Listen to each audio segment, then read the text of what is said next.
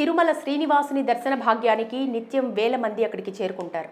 ఎక్కడెక్కడి నుంచో వచ్చి మరీ ఆ వెంకన్నని దర్శించుకుంటారు. అయితే ఇలా వచ్చిన వారందరికీ కొండపైన వసతి లభించడం చాలా కష్టంగా మారుతుంది.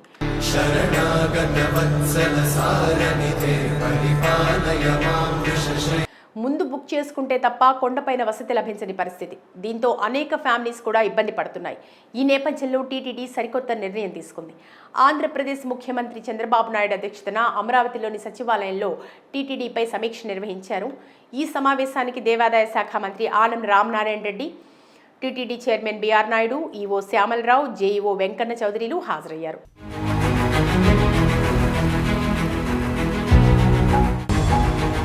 తిరుమలలో పెండింగ్ అంశాలు, వేసవి దృష్ట్యా తిరుమలలో తీసుకోవాల్సిన జాగ్రత్తలపై ప్రధానంగా చర్చించారు. ఈ మేరకు తిరుమలలో రద్దీ, వసతికి సంబంధించి కీలక నిర్ణయం తీసుకున్నారు. తిరుమలకు వచ్చే భక్తుల సౌకర్యార్థం అలిపిరిలో బేస్ క్యాంప్ నిర్మాణం, అనుబంధ దేవాలయాల అభివృద్ధి, శ్రీవారి సేవకుల నియామకం వంటి అంశాలపై చర్చించారు. వేసవి దృష్ట్యా తిరుమలలో తీసుకోవాల్సిన జాగ్రత్తలపై అధికారులకు సీఎం చంద్రబాబు సూచనలు చేసినట్లు తెలుస్తోంది. తిరుచానూరు పద్మావతి అమ్మవారి ఆలయ అభివృద్ధికి సీఎం సూచనలు చేశారు. బర్డ్ ఆసుపత్రికి director, JEO, CVSO, SVBC chairman నియామకాలను త్వరలో చేపడతామన్నారు. టీటీడీ సేవలను వాట్సాప్లో అందించడం, పారిశుద్ధ్య నిర్వహణ, పచ్చదనం పెంపుదలపై దృష్టి సారించారు.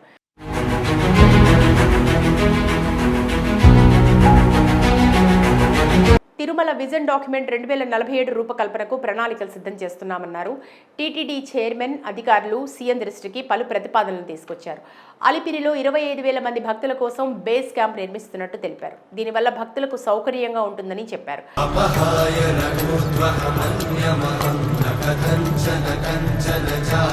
60 అనుబంధ దేవాలయాల అభివృద్ధికి మాస్టర్ ప్లాన్ రూపొందిస్తున్న విషయాన్ని వివరించారు. రాష్ట్రం వెలుపల శ్రీవారి ఆలయ నిర్మాణాలు జరుగుతున్నాయని, వాటి పురోగతిని తెలియజేశారు. శ్రీవారి సేవకులుగా కొత్త వారు 90% మంది ఉంటున్నారని అధికారులు చెప్పారు.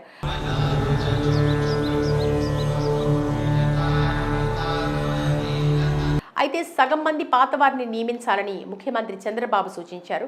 దీనివల్ల నాణ్యమైన సేవలు అందించవచ్చున్నారు. తిరుచానూరు శ్రీ పద్మావతి అమ్మవారి ఆలయానికి రోజుకు 25,000 మంది భక్తులు వస్తున్నారని అధికారులు తెలిపారు. ఈ ఆలయాన్ని మరింత అభివృద్ధి చేయాలని సీఎం సూచించారు.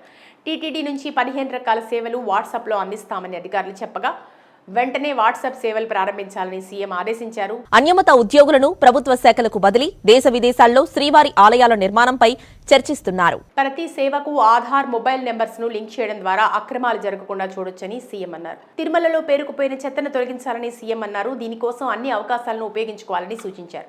టీటీడీ పరిధి 2,675 హెక్టార్లలో విస్తరించి ఉంది. ప్రస్తుతం 68.14% పచ్చదనం ఉంది. దీన్ని 80%కి పెంచాలని ముఖ్యమంత్రి స్పష్టం చేశారు.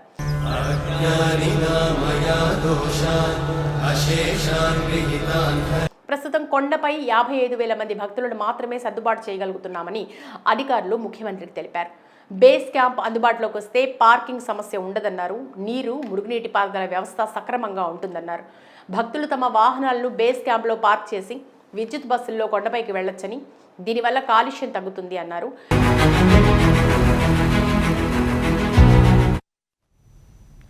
గతంలో కూడా మాస్టర్ ప్లాన్లో ఈ విషయాన్ని చేర్చారని, ఇప్పుడు దాన్ని అమలు చేస్తున్నామన్నారు.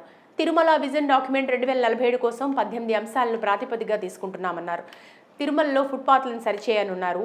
రామ్ బగీచా, బాలాజీ బస్టాండ్లను పునర్నిర్మించమన్నారు.